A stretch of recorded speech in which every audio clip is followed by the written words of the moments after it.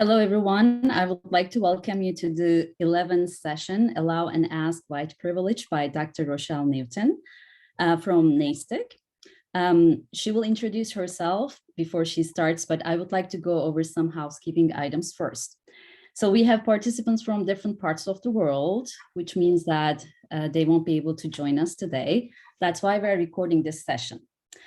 Also, we are using automated Zoom captions during the session, and we will edit the recordings later and share them with you. Also, please pose your questions using the chat box that I'll moderate and discuss with our presenter at the end of the session. Toward the end of the hour, we'll share Padlet and social media accounts to share this conversation and also continue talking with you in other areas. And I'd like to hand the microphone over to Dr. Newton. Welcome, Dr. Newton. Thank you so much. Welcome, and I thank you so much for joining us in this session. I think you will find it very valuable. As Dietem said, we will allow time toward the end for questions and answers. But I would want to say this to you. Please respect the views of others, even if they're not like yours. If you don't share or have that same ideology, please allow people to have their own thoughts and ideas about how things should work. So today I am going to talk to you a little bit about ask and allow and white privilege. And you might ask, why did I pick that topic and why am I qualified to talk about this? So by trade, I am an information technologist. I have been deputy CIO for 20 plus years here in North Carolina. Doing my work in that field, I found a lot of marginalized communities were not valued, not seen. And so I started working with people, trying to see if I could encourage them, advocate for them, speak for them in ways that allow their voice to be heard, since I did have a little bit of a voice and a little bit of a platform. But I will tell you, as a Black deputy CIO, but not very powerful. So it's not like we have a lot of privilege that we can hire or fire or promote or pay. We have to go through the channels. And I'm hoping that as we think about privilege in the workplace, that we do think about sharing the privilege. So that's why the name of my presentation is Ask and Allow. And I want to start by defining white privilege. And it's in the slide somewhere. So if they share the slide deck with you, you'll see it. But I often use it in a kind of analogy of winning the lottery. So if you could imagine winning the lottery, you won a substantial amount of money, hundreds of millions of dollars, and all of those relatives and friends you didn't know come out of the woodwork and want some of it. The lottery winnings is white people. The privilege is those who come looking for or want some portion of that privilege. And often, if you think about this, and a lot of people have described this as white fragility, but if you think about it in another sense, if you believe in taking care of yourself, self-determination, why would you give some of your lottery winnings to people you don't know, people you don't share the same principles or logic about how you do things? Why would you share your winnings with them? And so when I say ask and allow, more times than not in the workplace, in our play space, only at home, I think, is where privilege is not a question. But when you are in the workplace, most of us, most organizations, most companies are led by somebody that's white, right? And in a lot of those times, the organization is hierarchical, right? So you've got a leader at the top who kind of dispenses things. There's a board of trustees that kind of govern things. And then you've got all the people that fall underneath that, right? And so the person that's at the top has an ideology of how their organization should work, like what should be successful, what shouldn't, how these things should work.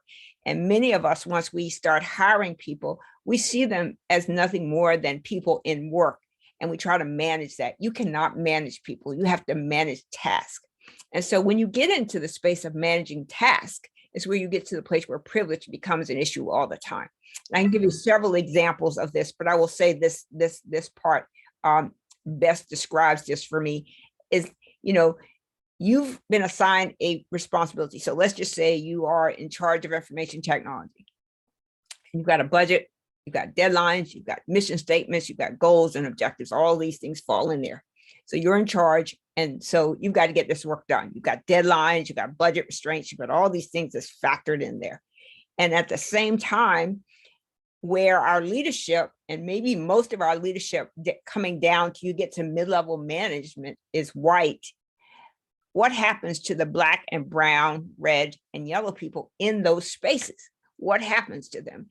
Do they have privilege, or do they have to ask for it? And so what ask means is that at any given time, I can assert my privilege. So as a Black woman, I can say, today, we're going to go home at 3 o'clock. That's asserting my privilege. But I may not have permission to say that, even though I may be in charge or I may be responsible for this group. I may not have permission to say that. So I may have to check with my supervisor, who may be a white person, or their supervisor, who may be a white person. But for me to assume that I can tell my staff that they can all go home at 3 o'clock assumes I have privilege. And I don't know how many of you work in an organization that's hierarchical or has some kind of official structure, but how often can you assert something and make it so? So you can go home, I can give you a raise, you can have a new office, you can have Fridays off. All of these things are included in privilege, right? So how much privilege do you have? And this applies to all people, not just Black and brown and red and yellow people. This applies to all people. Women fall in that category as well. How much privilege do you have all day in your workplace? So how many decisions can you make without checking with someone? How much money can you spend without asking someone? How much time can you give your team to do something without clearing it with someone? And so privilege kind of is like an escalator, right? It's always going up and down depending on who's got it. So, right. So your supervisor comes in and says, here are your responsibilities. These are all the things that you're responsible for. But in all of those, you all know this at the bottom of every job description, it says other duties as described. That also applies to workplace. So you can assume that you're in charge. So I'm the deputy CIO. Surely I could put technology in place, make decisions, but it's really not that black and white. It has a lot of variation in it, right? So how much do I feel comfortable for saying or doing before I get my hand slapped, right? And so then when you apply this to people that are further down the totem pole, so they're not leaders, they're worker bees in the most basic sense, but they're people who are defined to a job. How much privilege do they have? How far does privilege go down? So the people that report under me, directors, managers, senior directors, all of those people, how much privilege do they have regardless of their ethnicity?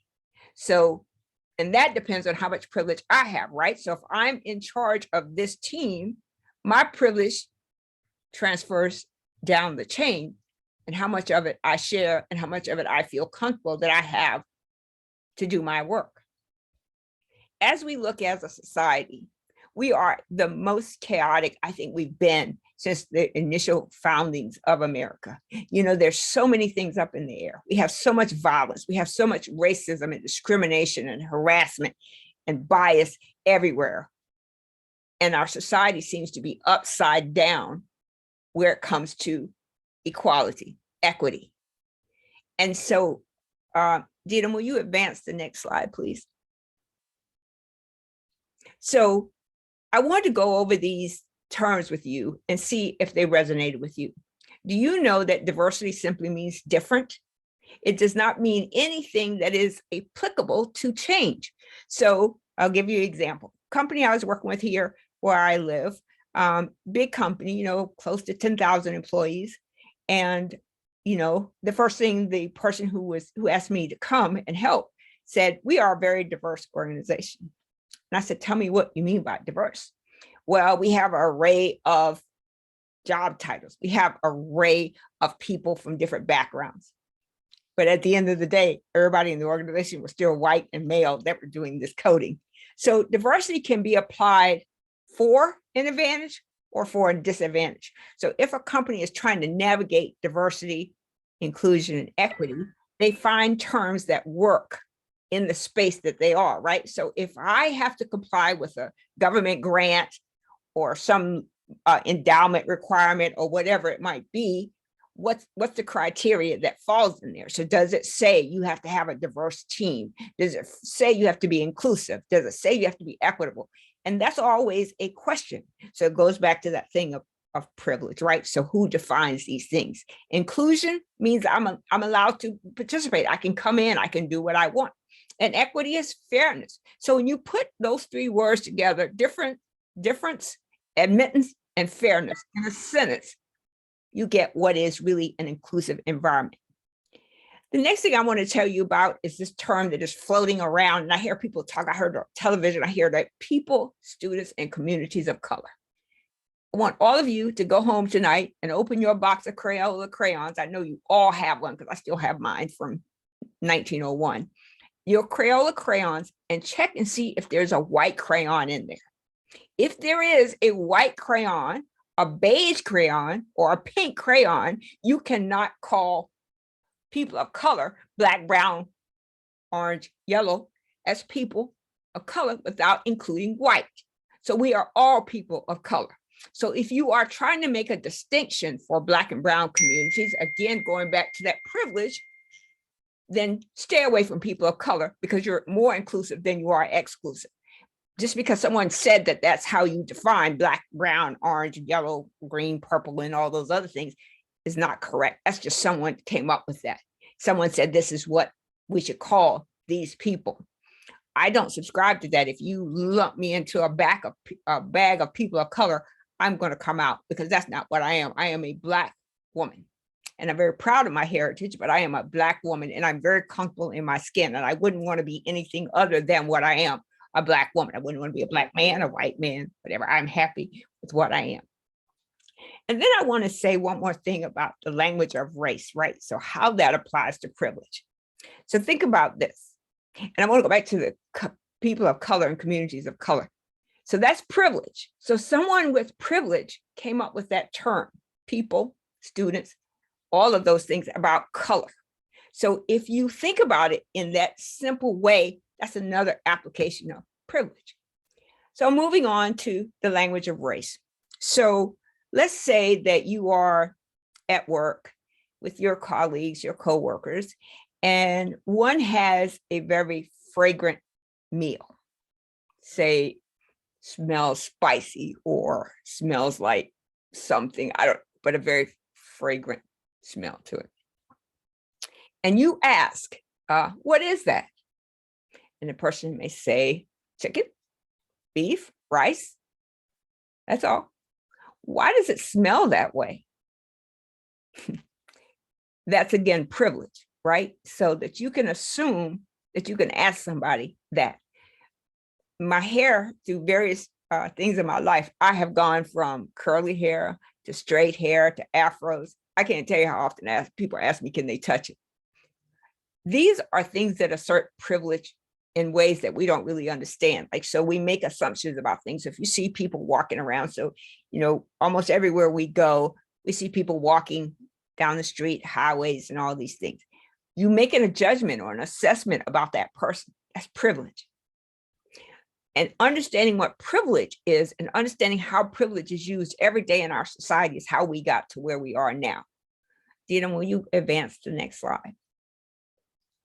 So I said this to you earlier, keep your mind open, consider what we're talking about. It's not meant to harm or inflame or demote anyone. It is just meant to share with you some of the things I have learned over time. And I hope you see this is valuable.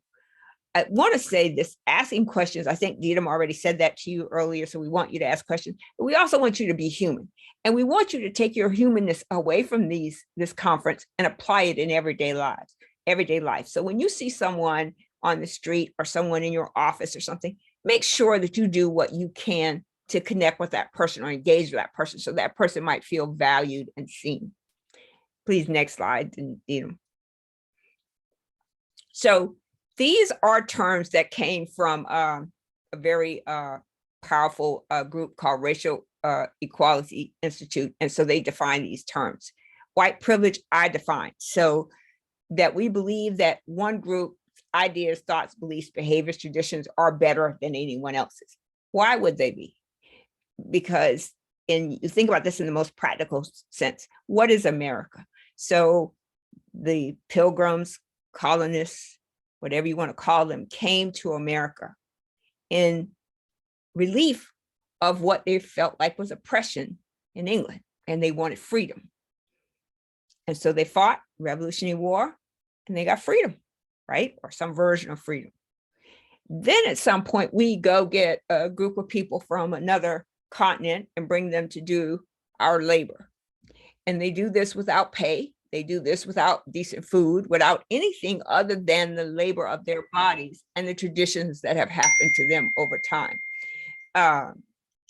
So when you think about these things, what is white privilege is also everyone else's privilege, and how much of it do you have at any given time. So how often do you ask?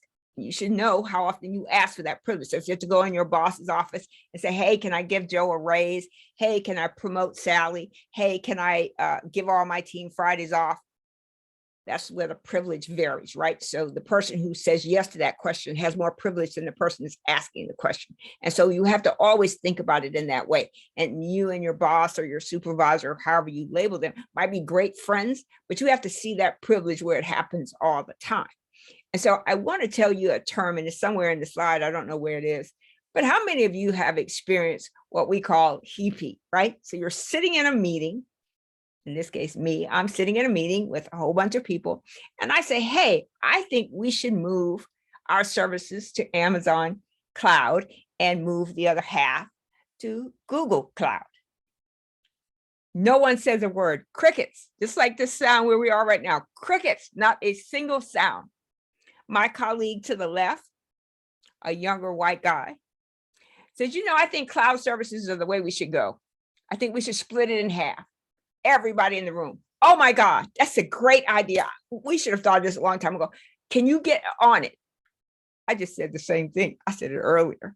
I was very specific. I didn't say just move to the cloud, but specifically what we should move to and how we should move. Crickets.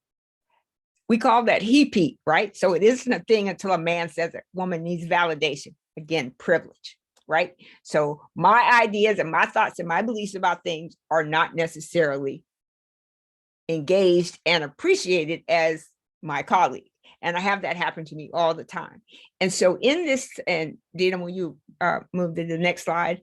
In this space of where we are, you could think about it like this. We talk about the great resignation, all the people who quit. Why do you think they quit? Did they have great jobs? Were they paid well? Were they appreciated? Were they encouraged? You can make your own assumptions about that, but I don't pass judgment. I just assume that people left because they had their reasons for leaving. But the numbers are too large to ignore, right? So how many people left jobs, whether they were good paying jobs, great places to work or not, how many people left those spaces and why? And so we don't know all the details, but we can surmise, right? So why did we retire? Why did we leave? Why did, you know, people who were in great jobs, professors, doctors, anybody, all of these career types all had people leaving them for various reasons. People retired because of COVID. People retired because they didn't want to, you know, work remotely, or they wanted to work remotely and their company wouldn't let them. You know, all of these factors go into the place. But again, it's privilege, because now those that retired are probably pretty set, but those that left because they were discombobulated in their employment now have to go out and find another job. And guess what happens next? You can go to the next slide, Dita. What happens next? So you can go past this side. We'll come back to this slide though, please. What happens next? So the job description. So there are all these jobs. Everybody's hiring. You can't go to a site that's not bombarded with people that's hired, but nobody's getting hired, because we've created this imbalance in the workplace that allows people to feel unvalued, unseen, and unwanted. And then we create these job descriptions that are like, you know, cake, you know, on your birthday, you know, it's just massive and beautiful and all of that stuff. But obviously I don't qualify for that job. I'm not the right person to be in that job, because I, as a Black woman, will look at that and it says they want a high caliber elite leader. Do I see myself as that? No, I do not, because I don't even know what that is. I don't know how you even reach that standard. Or the job says I must be able to lift 20 pounds or stand for a period of time. privilege, because now disabled people can't get that job, because if they can't stand or lift 20 pounds, we left them out. So when we think about diversity and inclusion and equity, it's not just Black, white, young, old, male, female, LGBTQ, whatever it is, it's a whole spectrum of humanness, right? So if you are creating a job, if you have a job description that's been out there for at least a couple of weeks and you've only got a few applicants, something is wrong with your job description. And I suggest you hire me to help you fix it. But seriously, something is wrong with your job. There's something wrong with the way you describe what you need. So be succinct, right? So say, start off, my company is NASITC, New Advocacy, Strategic Inclusion and Tolerance Consulting. Start off and say that. That's who we are. Here's what we believe. We are looking for X, Y, and Z. Here's what we require. You don't need all those flowery words to say, elite, great, smart, strong, organizer, all of these words tend to make some people less responsive. And this is true for white women almost in the exact same space. Look at these job descriptions and say, am I qualified for this? Can I do this? Should I apply? I don't want one more rejection. So the great resignation is sitting out here in contrast to the great number of jobs that we have open. And again, it's privilege, because I don't believe that if I apply for a job at Harvard, they're going to hire me, who've only been a deputy CIO forever and worked in IT forever. But why would I be an elite leader or a high caliber leader or a strong leader or an organized leader? Why would they believe that? So my resume might say that I'm those things, but we know what resumes are, right? People put what makes them sound best in their resumes, what makes them, appeal to them. One of my friends, I gave a talk at a conference called All Things Open. It happens here in North Carolina. It's run by a guy by the name of Todd Lewis. And so every year he has a whole bunch of people come to this conference, minus COVID years. We have a whole bunch of people come to this conference. And I did this talk, and as I was talking to these people about various things about privilege and job descriptions, about open and being engaging and giving people a voice and be valued and seen, one guy stood up and said, why would I do that? I don't need to do that. I have a job. I'm secure in my job. Why do I need to care about what anybody else is doing?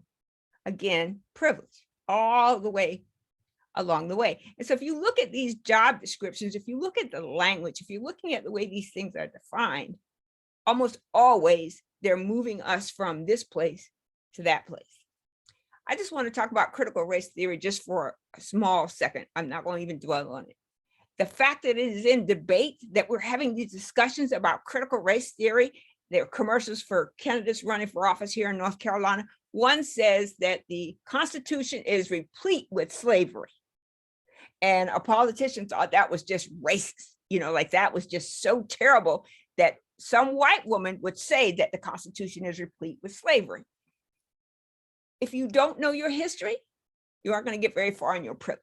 And so maybe there is some group of people that will gain enough privilege that they can subdue what we call DEI, diversity, inclusion, and equity. So it gets to the point where white women, Black, brown, yellow, red are not seen anymore because we've managed to push them down enough that we don't have to hear about their things. The fact that there are no reparations for however much, think about this, the Japanese who were in internment camps, think about the Jews who were at Holocaust, all of them have had reparations, but not Black people, because the service we gave is not valued. We are unseen, unwanted, and unnoticed, and it happens all the time. And we started lumping brown people into that category. Red people have been at the front of that category. So Native Americans forever are still fighting to get back the land that was theirs before the British came here and colonized everything. So it's a place of being unseen. And what I want you to take from this talk I'm giving you, and for anything else that you listen to in this conference, is understand that we're asking you to be human beings and see people for what they are, not judge them by the color of their skin or anything like that, as Martin said, but more about character. What do they bring to the game?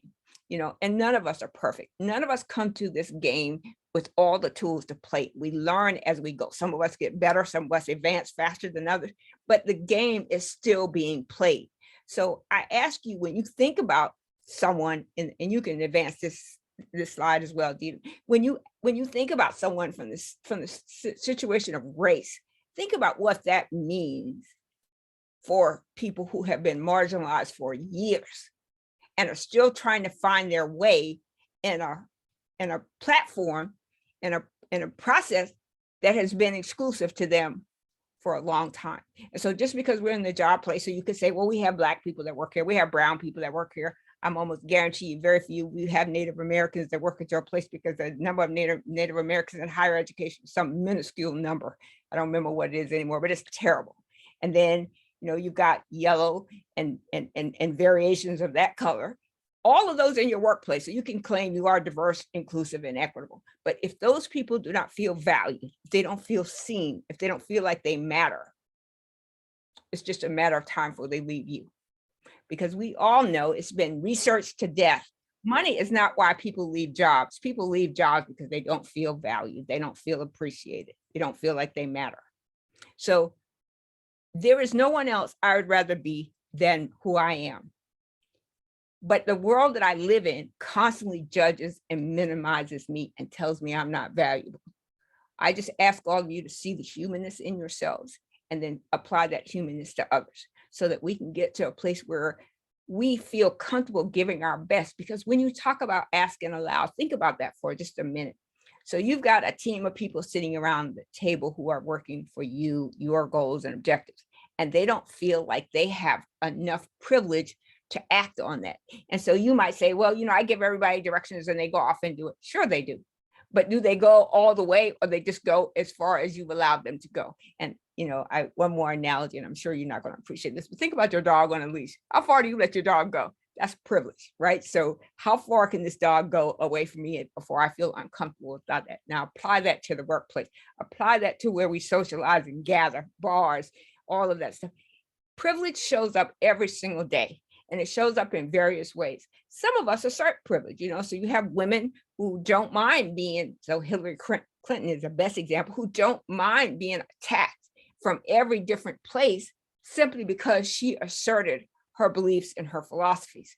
And so privilege, if you look at it in your life and everything you do, is always there, and it's ebb and flow, right? So sometimes you have it, sometimes you don't. You have to ask for it. Are you allowed to have it? Can you make assumptions? Can you make a generalization? Can you go into work Monday and say, effective immediately, we are going to eat lunch at 10 o'clock.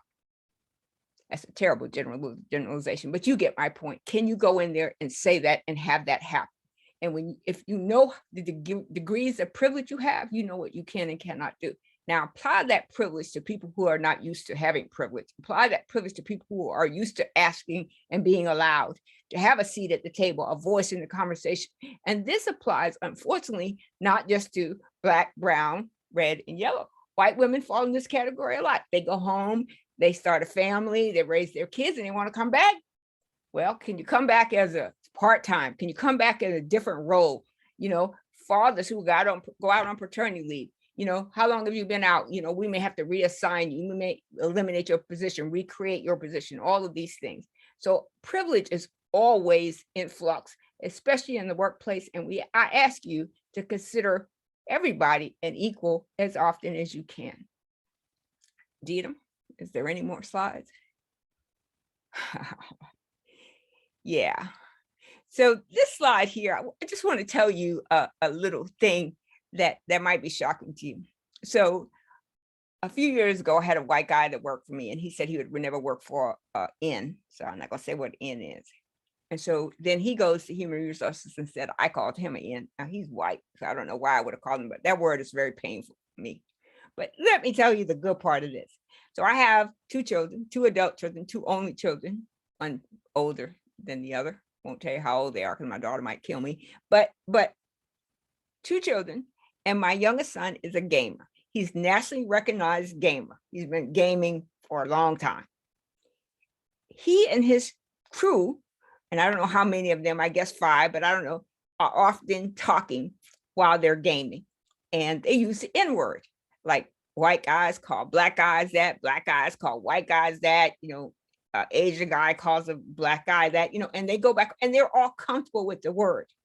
And maybe if we get past ask and allow, maybe the word won't be so powerful and so painful. But it is amazing how often our identities and how we see ourselves and what we look like is questioned, is put in play for someone to judge, right? So hair, they've got the Crown Act. I don't know if it's made it to California yet, but the Crown Act is like moving through the South pretty rapidly. And that is to not discriminate against an employee because of how they wear their hair. So many people applied that to just Black people with afros and cornrows and dreads and all those things. But this applied to white women who color their hair pink and red and orange and yellow and all those colors, that this is not an appropriate thing to bring into the workplace, or having earrings that are not just in a hole, but like all of those things are considered in instances in the workplace. And again, that's privilege. So no matter how old you are, no matter what you think, engage the race conversation. Talk about how we got here. How did we get to this place where we're so discombobulated, where we are so separated? And what does it mean to be separate? What does it mean to be one set of beliefs on this side and another set of beliefs on the other side, and we're going in the same direction? What does it mean to have that kind of experience, over and over and over again? So imagine little kids in school, right? So they're in school, they're on the playground, they're eating lunch, and the hair touching thing. So a white girl has never seen hair like this, so she wants to touch it. Or a Black guy has not seen blonde hair like that, he wants to touch it. All of those pieces happen early on in our young children's lives. And if we aren't willing to talk about humanness of living, no matter what color you are, no matter what sex you are, no matter what religion you subscribe to, that you are considered as a human being and considered as equal. Next slide, please, Dita. So this is now your part of the conference. I am open to questions. I leave this to Dita to tell us how we go from here, but have at it. Thank you very much, Dr. Newton. That was so inspiring. Thank you very much. And all the examples you brought here are from our daily lives, so authentic and make us think about them in detail. And thank you very much.